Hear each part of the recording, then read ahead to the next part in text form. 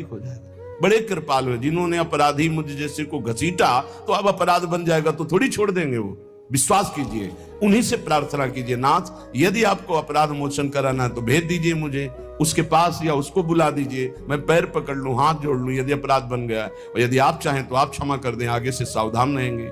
बड़े कृपालु हैं प्रभु, क्षमा कर देते हैं। भजन की वृत्ति को रुकना ये सहन मत कीजिए, समय नहीं है कि आज नहीं तो कल भजन चल पड़ेगा, नहीं, तुरंत वाचिक में आ जाइए, तुरंत वाणियों का गायन कीजिए, नाम कीर्तन कीजिए, ढूंढिए अपराध क्या बना जो आंतरिक हमारा भजन रुक गया, और प्रभु से प्रार्थना करके उसको चलवाइए। वो बड़े कृपालु है, क्षमा कर देंगे।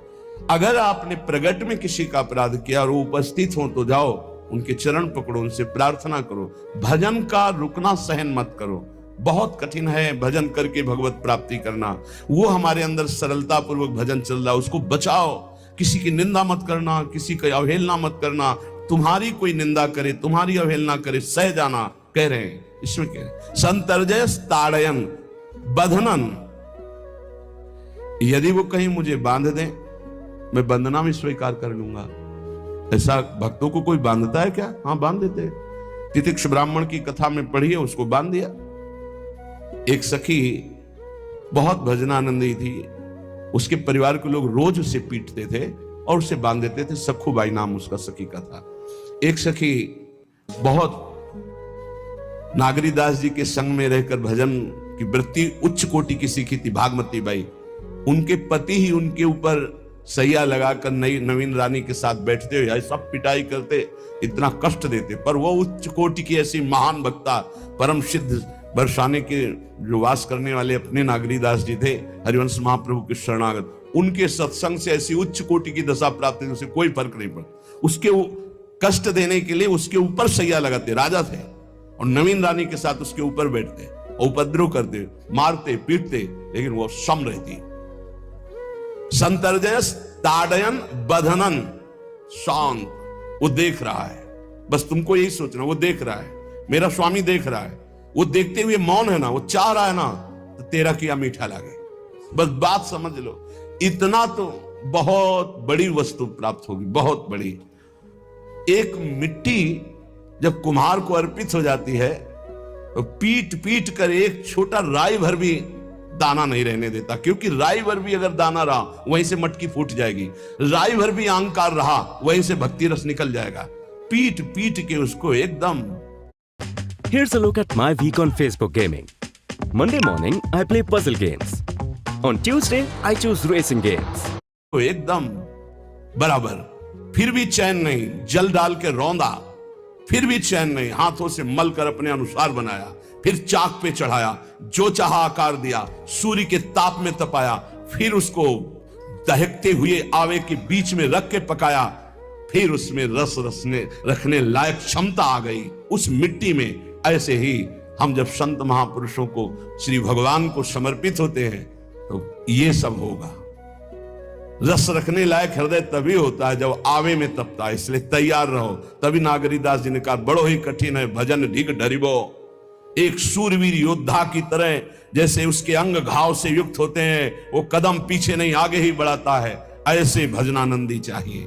चाहे मुझे चोर कहा जाए, पतित कहा जाए, गाली दिया जाए, मुझे मारा जाए, बांध लिया जाए, तो भी मैं भगवान पर दोषारोपण नहीं करूंगा। मैं यही निश्चय करूंगा, प्रभु मेरे देख रहे हैं, जोई जोई प्यारो करे सोई मोई भावे, उनका विधान परम मंगलमय है। अंतः क्लेश मतीव दुस्सह तरम प्राप्नोति नाना विधि। मुझे अंदर से भी बहुत पीड़ा दी जाए, काम पीड़ा, क्रोध पीड़ा, लोग बाहर से तो ये दिया जाए और अंदर से भी ये दिया जाए, तो भी हे प्रिया जो आपसे नहीं कहूंगा।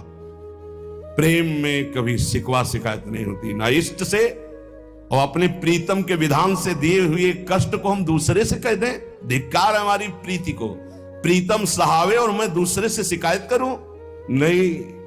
हर विधान आपका सहो, ये प्रेम है मस्ती का।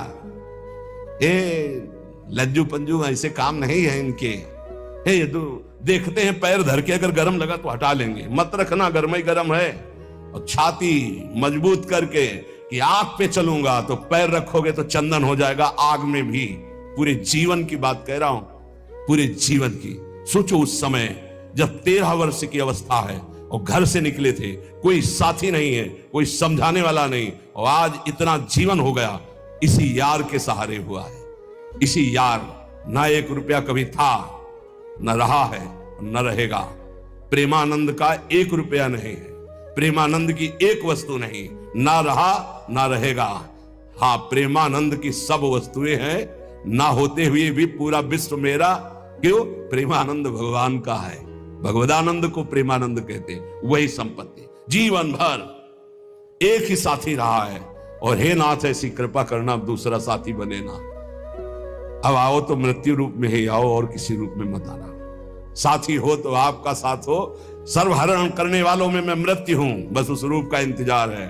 आओ उस रूप में और समेट लो अपनी लीला। बस कभी किसी से शिकायत, कभी किसी ने कैसे हो, आनंद है।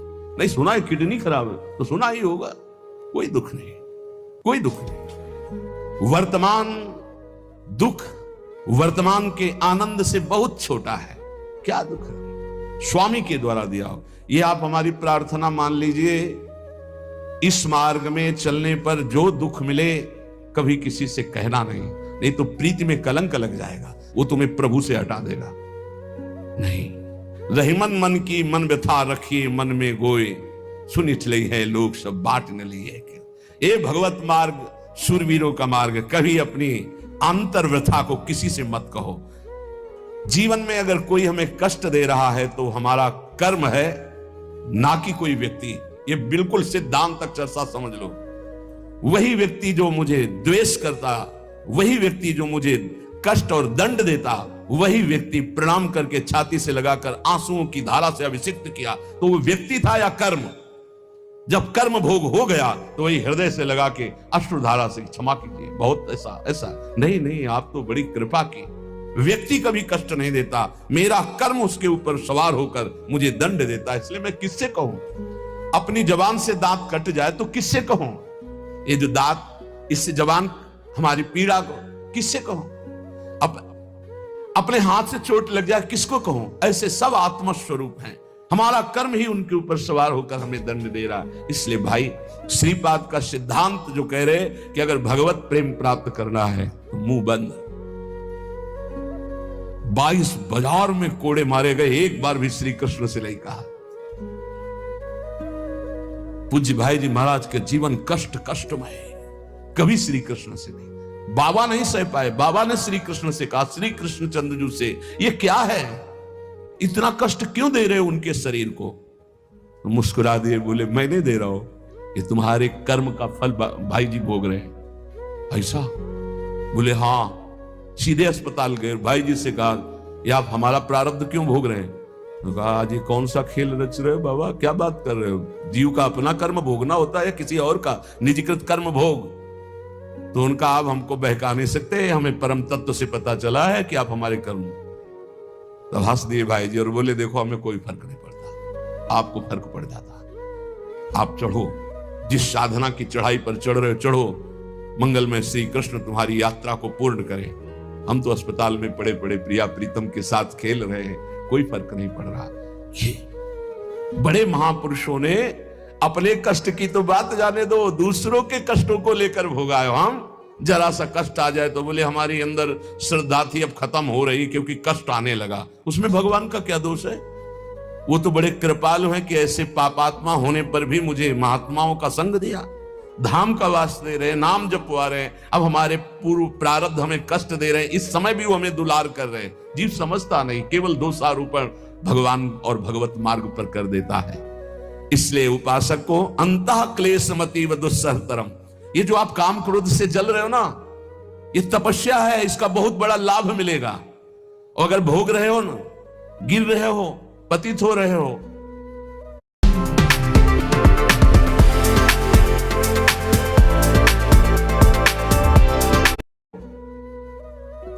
तो वो सुख नहीं, वो शांति नहीं, वो विश्राम नहीं है। तो एक बार ध्यान रखना, इस शब्द को याद रखना। ऐसे रहने पर भी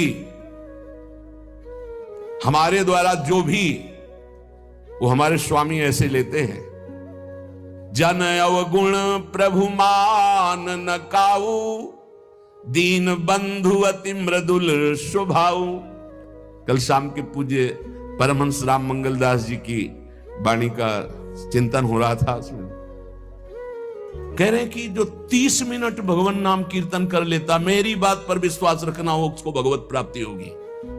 24 घंटे में 30 मिनट नाम कीर्तन कर लेता है और अन्य समय विस्मरण रखता है, तो 30 मिनट का नाम कीर्तन उसे भगवत प्राप्ति करा देगा। तुम्हें जो पाठ प्रिय हो, 30 मिनट पाठ कर लोगे, भगवत प्राप्ति होगी। और बहुत पहुंचे हुए महापुरुष जिनके चरणों में अपार श्रद्धा है, आप लोग तो रात दिन लगे, आपको भगवत प्राप्ति नहीं होगी। चूक हो जाएगी तो जन अवगुण प्रभु मान काऊ, दीन बंधुअति मृदुल स्वभाव। अग्नि की ज्वाला के समीप रुई का पहाड़ कितनी देर टिकेगा, कितनी देर टिकेगा, उसके ताप में झुलस जाएगा। ये अग्नि की ज्वाला है भगवान नाम कीर्तन, भगवत यश गुणगान। तो जैसे किसी को लगे कि वो नाम जब भी करता है वो रुचि पूर्वक पाप करता है, असंभव। नाम जापक रुचि पूर्वक पाप कर ही नहीं सकता, उसका हृदय जलेगा। पक्का आप जप करके देख लीजिए, आप जप कीजिए नाम और फिर आपसे पाप जब बनेगा तो आप फिर हालत अपनी देख लीजिएगा, बार बार हृदय जलेगा, नहीं नहीं नहीं। तो एक दिन वो नहीं सिद्ध हो जाएगा और आप निर्विकार हो जाएंगे। इसलिए अंतः क्लेश, अगर बुद्धि मति अति अंदर क्लेश आ रहा है, कभी काम आ रहा है, कभी क्रोध आ रहा है, कभी लोभ आ रहा है, कभी मोह आ रहा है, ये आता रहेगा जब तक भगवत साक्षात्कार नहीं होगा। ऐसा मत समझो कि 2-4 महीने जप करेंगे तो हम सिद्ध हो जाएंगे, ये आता रहेगा। ये बहुत भागवतिक शक्ति से संपन्न है विकार, कोई साधारण नहीं है कि तुम माला जपोगे वो नहीं आएगा, माला जपते समय ही आएगा वो। ये भागवतिक शक्ति से संपन्न, काम क्रोध लोभ मोह तब त्रिभुवन को परास्त कर रहे हैं। ये भगवान के पावर से शक्तिमान है। तुम्हारा अहंकार जब गलित हो जाएगा तो इनका आना ही बंद हो जाएगा। जब तक अहंकार रहेगा तब तक ये आते रहेंगे। तो जो तुम्हारे अंदर जलन हो रही, मत कहो किसी से, सह जाओ, यही तपस्या हो जाएगी, यही भगवान की प्राप्ति का हेतु हो जाएगा। प्रभु के लिए थोड़ा कष्ट सहकर आप आगे बढ़कर देखिए वो कितना आपको प्यार देते हैं। यही कष्ट सहना है, आंतरिक विकारों को सहना, बाहरी प्रहारों को सहना, कभी किसी से ना कहना, ये भक्तों का स्वभाव। मौन, इसीलिए वाणी से मौन, कुछ ना बोलना। हमने एक संत भगवान को देखा, 22-23 वर्ष पहले वृंदावन में कच्चा मार्ग था, एक बोरा रखते थे, ऐसे पागलों जैसा भेष था। तो जब रात्रि के 11 बजे वापस यमुना किनारे से प्रसाद पाके यमुना किनारे गए, यमुना किनारे से जब लौटते थे तो उनको देखते थे अकेले वो बैठे, उनकी मुद्रा देख के लगता था भगवदानंद में डूबे हुए। नजदीक बैठे, बोरा उठाया, चल दिया। अमित पीछा छोड़ने वाले थे नहीं, पीछे तो उनका क्या बात है, क्यों पीछे? अब संत वेश हमारा भी तो मर्यादा से ही बोलेंगे, कुछ नहीं, केवल जानना चाहते हैं आपको। तो कालीदय की इधर एक तमाल का पेड़, जो श्वेत रंग का एक वृक्ष है, उसका मुझे नाम नहीं याद आ, गूलर जैसा, और वो तमाल में लिपटा हो, अब भी है। दाहिनी तरफ है ये जो खाली जगह पड़ी ऊंची, जो अपने दाहिनी तरफ बर्फ फैक्ट्री के आगे जाते हैं, उसी के नीचे बैठे। तो हमने पूछा आपकी स्थिति देखकर मुझे लगता है आप हर समय भगवदानंद में डूबे रहते हैं, तो जब लगता है तो प्रश्न क्यों करते हैं? हमको आपकी वेशभूषा देखते हैं। तो बोले जगत से बचने के लिए ये वेशभूषा है। एक बोरा ऐसे जैसे कोई बीनने वाले होते हैं, कबाड़ बीनने वाले, ऐसे बोरा ऐसे रखे थे, गमछा लगाए हुए थे, पूरा शरीर खुला, कोई साधु का वेश नहीं, कोई चिन्ह नहीं, और उनकी स्थिति भगवदानंद में थी। उनका ये किसके उपदेश, किस मार्ग के उपदेश, किस इष्ट की आराधना से आपको ऐसी स्थिति प्राप्त हुई?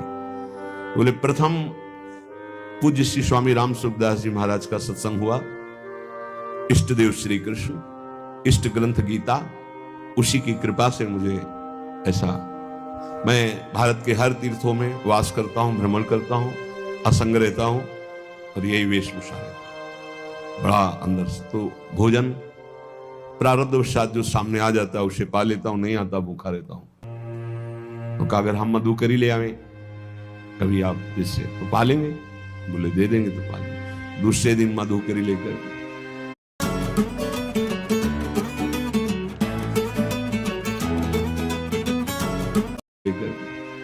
रोज हमारी उनके चरणों में श्रद्धा, क्योंकि उनका रहना और चिंतन दोनों, रहनी और चिंतन बड़ी प्रशंसनीय। जो वीतराग परमहंसों के अक्षर सा वैसे कुछ पास नहीं, केवल बोरा, वो नाटक के लिए बोरा कि कोई समझे कबाड़ बिनने वाला, और एक गमछा ऐसे रंग बिरंगा, बस कुछ नहीं, कोई भागवतिक चिन्ह नहीं। एक दिन देखा वो बड़े मक्खियां भी मिला रहे हैं, तो नजदीक गए, क्या हो? चुप जाओ, इनका बोलिए ना। बोले वमन और शौच दोनों हो रही है, शरीर बिगड़ गया, तो हमका औषधि के लिए हम व्यवस्था, बोले इसलिए कह रहा हूं आप बच जाइए। हमका हमें बता तो दीजिए क्यों नहीं? तो बोले आया हुआ प्रारब्ध है, इसको हंस के भोगना। ऐसे कोने में साइड में ऐसे पेड़ के किनारे पड़े 2-4-10 दिन जो भी व्यवस्था उनकी बनी, फिर वो हमको दर्शन नहीं मिले, अन्य तीर्थों में चले गए होंगे। ऐसा महापुरुष। क्या हम अपने शरीर को इतना प्यार करें कि भगवान से श्रद्धा हो जाए, भक्ति मार्ग में हम लड़खड़ा जाए, फिर सत्संगी किस बात का? ये पक्का समझ लीजिए, ये जो भगवत मार्ग है ये शूरवीरता का मार्ग है, सहन करने का मार्ग है। जितने भी महापुरुषों के चरित्र हैं आप पढ़ करके देख लीजिए, भगवान के चरित्र से भी ज्यादा लाभ भक्त चरित्र सुनने से इसलिए होता है कि हमको लगता है कि हमारे जैसा जन्म लेकर इतना कष्ट सहकर इस ऊंचाई पर पहुंचे, ये बड़ी बात है कि वो जीवत्व से हमारी तरह पैदा होकर ईश्वत्व को जाता है। इसलिए भक्त चरित्र में विशेष बल हमको प्राप्त होता है। क्या क्या कष्ट सहते हैं, और आप खुद देख लीजिए, आपको जितना कष्ट है उससे बड़ा सुख है कि नहीं, अंदर देख लीजिएगा तो इसी से अनुमान लगा लीजिए। जितना बड़ा कष्ट उससे कई गुना बड़ा सुख भगवान देते हैं, तभी वो उनका यश गाते रहते हैं। ऐसे थोड़ी होता है कि हमारे भगवान का हम भजन करते, हमारे साथ न्याय नहीं हुआ। न्याय तो सही बात नहीं हुआ, नहीं तो तुम्हारी दुर्गति हो जाती। सही बात में उन्होंने न्याय नहीं किया, पक्षपात किया है तुम्हारा। अगर वो सही न्याय करते तो ईमानदारी से कहते हैं, केवल नरक के कीड़ा ही बनना पड़ता और कुछ नहीं है। खूब देख लो, डबल चेहरा होता है, एक सामने का चेहरा देख रहे हो और एक एकांत का चेहरा होता है, डबल चेहरा होता है। और भगवान डबल रखो चाहे तिबल, सब देखते हैं। सब हम बैठे हुए देख लो ईमानदारी से वृंदावन की भूमि में, एक चेहरा है जय श्री राधे, और एक चेहरा है जो राक्षस है अंदर बैठा। देख लो, अंदर देख लो, बिल्कुल इस समय सीसी कैमरे में हो, अंदर देख लो, एक राक्षस बैठा है। और उस राक्षस ने जो जो करवाया, आप लिखो रजिस्टर में, तुम्हें याद है जितना, और इसके बाद आप न्यायाधीश बनो, फिर आपकी क्या दुर्गति होती उसका। इससे ऐसे होता है, हे प्रभु तभी त्राहिमाम मचता है, तब उनकी कृपा नजर आती है कि बोले भगवान ने न्याय नहीं किया। हम कहते हैं सच्ची बात तुम कह रहे हो प्यारे, न्याय नहीं किया इसीलिए